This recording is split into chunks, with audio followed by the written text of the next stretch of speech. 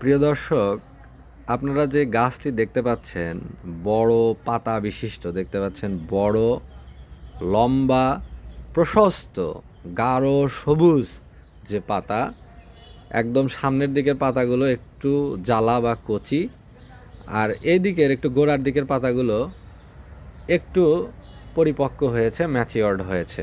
তো এই গাছটি হলো জামরুল গাছ। জামরুল গাছের এখন বিভিন্ন জাত বেরিয়েছে এবং জামরুল গাছ এখন খুব বেশি দেখা যায় না, একসময় অনেক দেখা যেত।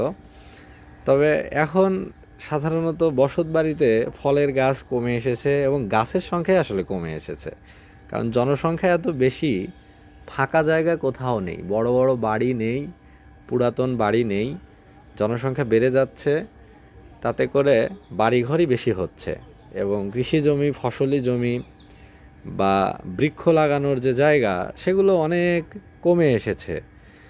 তো এগুলো এখন নতুন নতুন কৃষি প্রযুক্তি গবেষণার মাধ্যমে বিভিন্ন রকমের জাত বের করেছে এবং বিভিন্ন জায়গায় লাগানোর উপযোগী। কিছু কিছু জাত হয়তো কম রোদে হয়, কিছু কিছু জাত বেশি রোদে ভালো হয়, কিছু কিছু জাত আকারে বড় হবে, কিছু কিছু ছোট হবে। তবে এখনকার উদ্ভাবিত জাতগুলো সাধারণত অল্প দিনে ফল আসে, এটা একটা বিশেষ গুণ।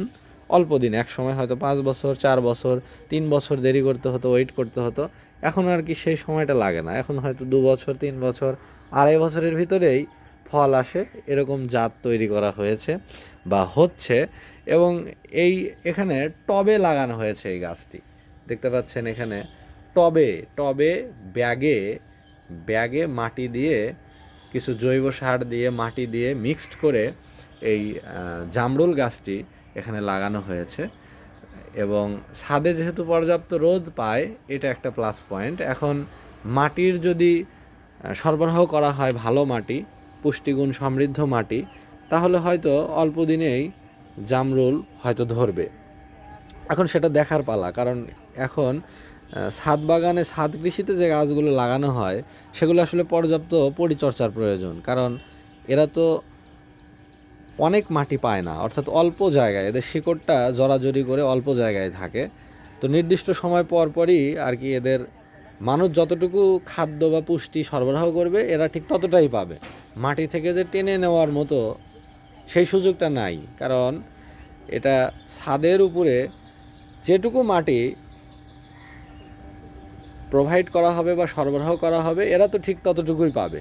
এই জন্য মাঝে মাঝে মাটিটা আলগা করে দিতে হয়, চেঞ্জ করে দিতে হয়, কিছু জৈব সার পাশ দিয়ে খুঁড়ে ভিতরে দিয়ে দেওয়া হয়, যেন পর্যাপ্ত পরিমাণ সার এখান থেকে বা পুষ্টি উপাদান যেন গাছগুলো পেয়ে থাকে।